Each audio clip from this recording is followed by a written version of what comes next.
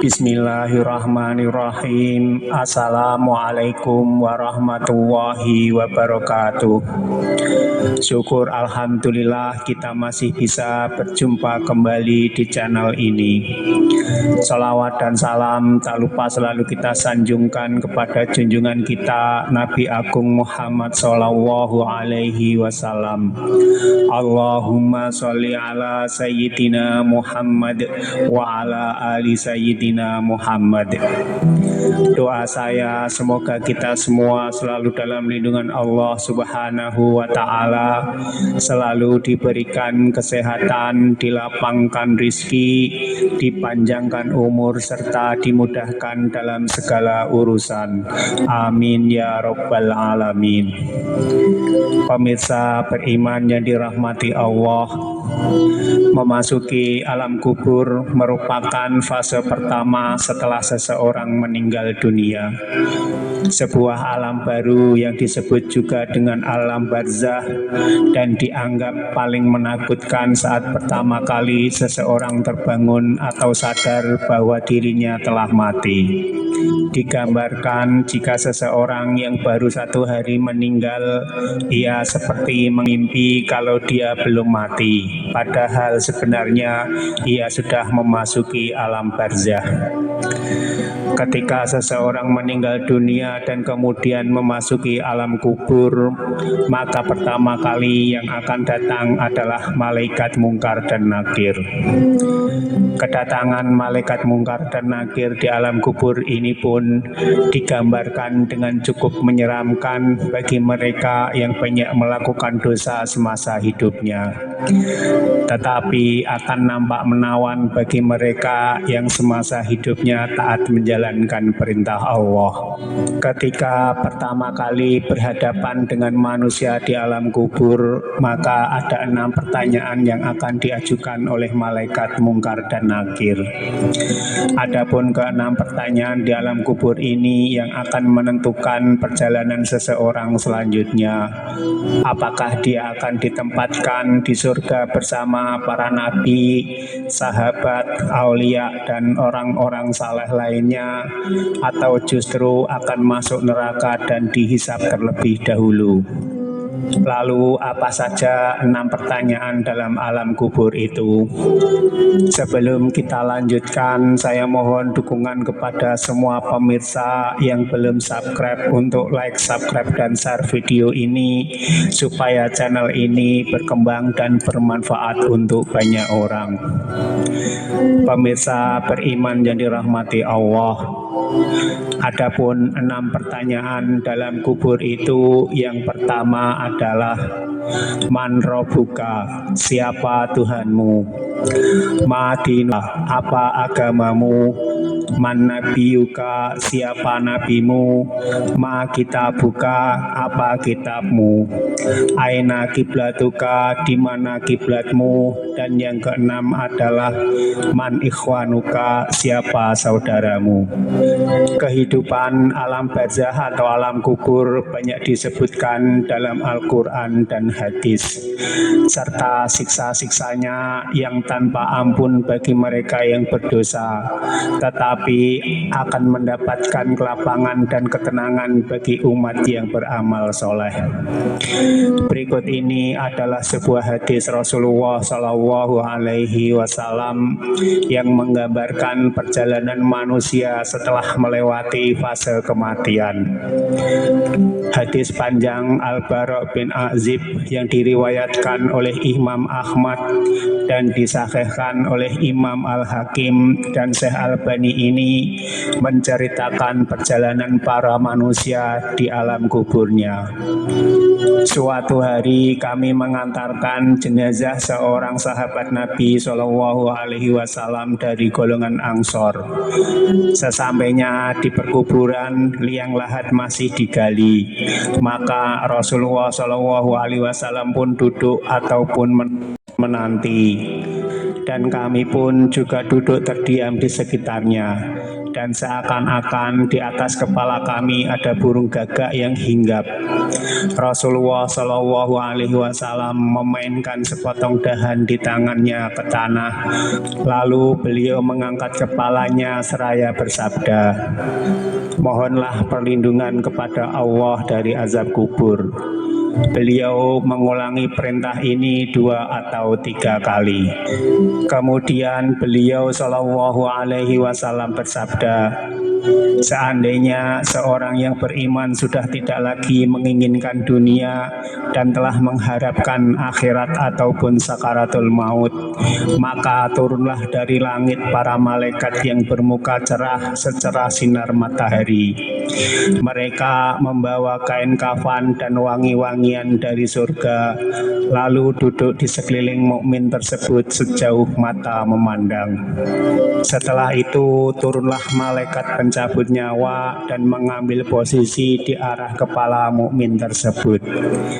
Malaikat pencabut nyawa itu berkata, 'Wahai nyawa yang mulia, keluarlah engkau untuk menjemput ampunan Allah dan keridhaannya.'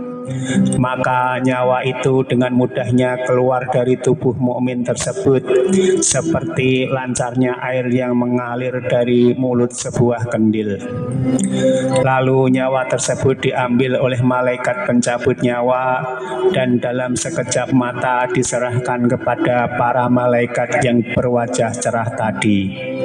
Lalu dibungkus dengan kain kafan surga dan diberi wangi-wangian darinya pula, sehingga terciumlah bau harum seharum wangi-wangian yang paling harum di muka bumi. Kemudian nyawa yang telah dikafani itu diangkat ke langit. Setiap melewati sekelompok malaikat di langit, mereka bertanya, 'Nyawa siapakah yang amat mulia itu?' 'Ini adalah nyawa Fulan bin Fulan,' jawab para malaikat yang mengawalnya dengan menyebutkan namanya yang terbaik ketika di dunia. Sesampainya di langit dunia, mereka meminta izin untuk memasukinya, lalu diizinkan. Maka seluruh malaikat yang ada di langit itu pun ikut mengantarkannya menuju langit berikutnya, hingga mereka sampai di langit ketujuh. Dan di sanalah Allah berfirman, 'Tulislah nama hambaku ini dalam kitab Iliyin, lalu kembalikanlah ia ke jasadnya di bumi.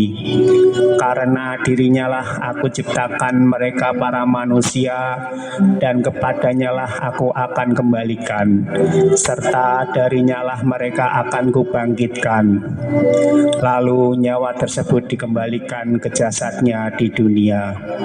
Lantas datanglah 2 malaikat yang memerintahkannya untuk duduk.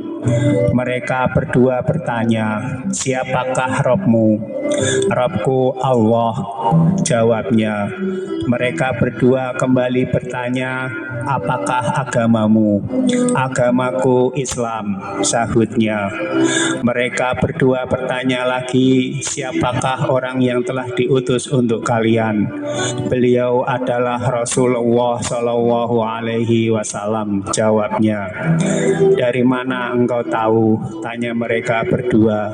'Aku membaca Al-Quran, lalu aku mengimaninya dan mempercayainya.' Tiba-tiba terdengarlah suara dari langit yang menyeru, 'Jawaban hambaku benar, maka hamparkanlah surga baginya. Berilah dia pakaian darinya, lalu bukakanlah pintu ke arahnya.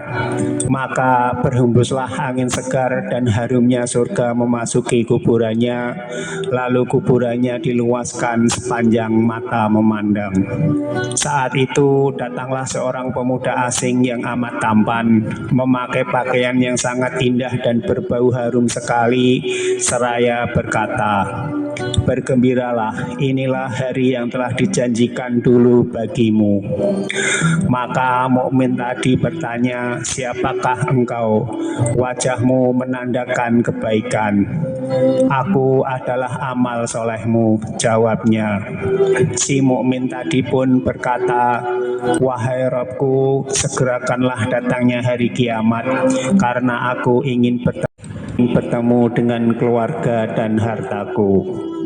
Adapun untuk orang kafir, di saat dia dalam keadaan tidak mengharapkan akhirat dan masih menginginkan dunia, maka turunlah dari langit malaikat yang bermuka hitam sambil membawa kain mori yang kasar. Lalu mereka duduk di sekelilingnya.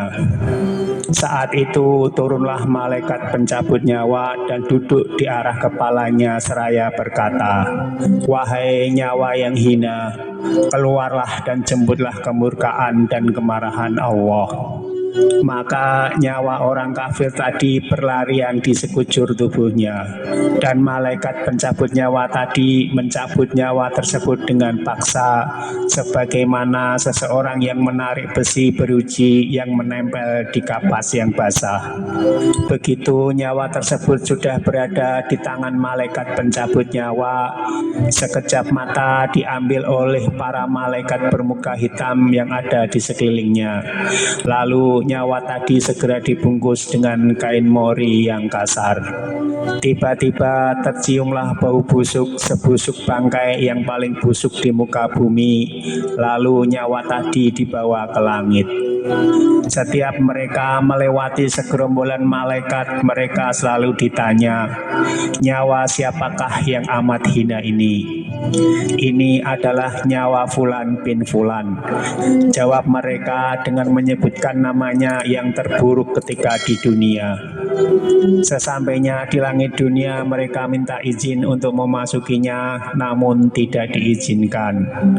Rasulullah Shallallahu Alaihi Wasallam membacakan firman Allah Subhanahu Wa Taala, "Tidak akan dibukakan bagi mereka orang-orang kafir pintu-pintu langit, dan mereka tidak akan masuk surga sampai seandainya unta bisa memasuki lubang jarum sekalipun."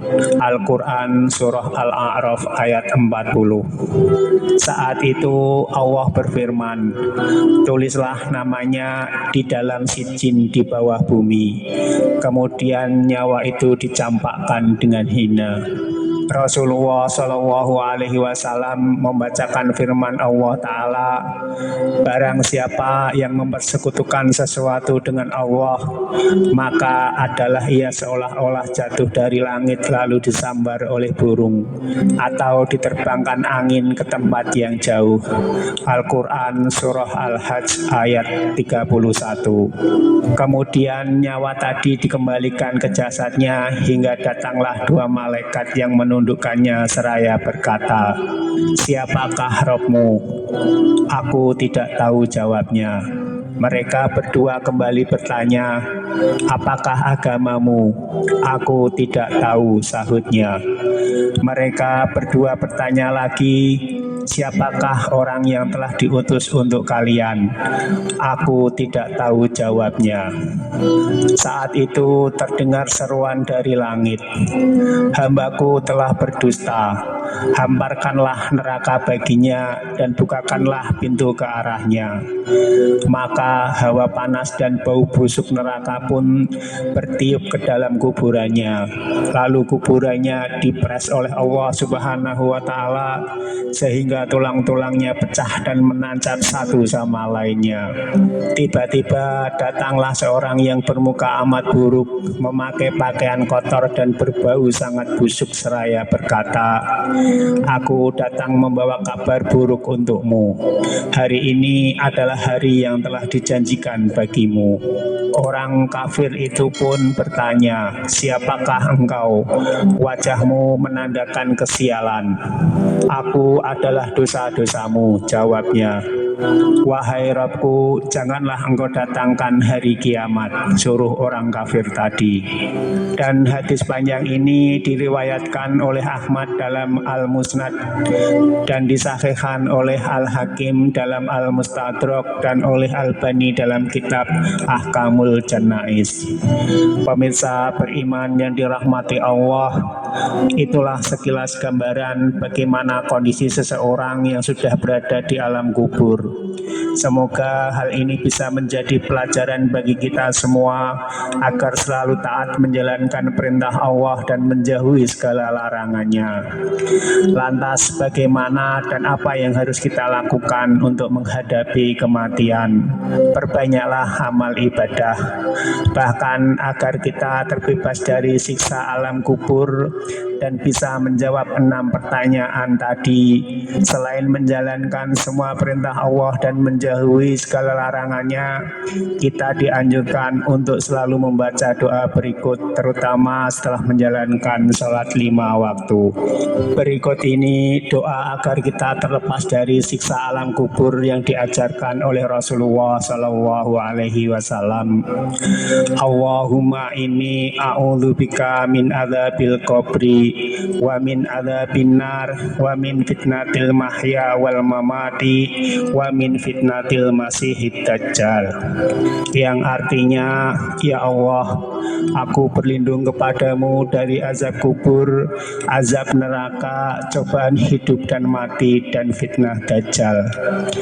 Pemirsa beriman yang dirahmati Allah, demikianlah sedikit gambaran tentang alam kubur dan 6 pertanyaan di alam kubur. Semoga tayangan ini bisa bermanfaat untuk kita semua. Amin. Wallahu a'lam bishawab. Wassalamualaikum warahmatullahi wabarakatuh.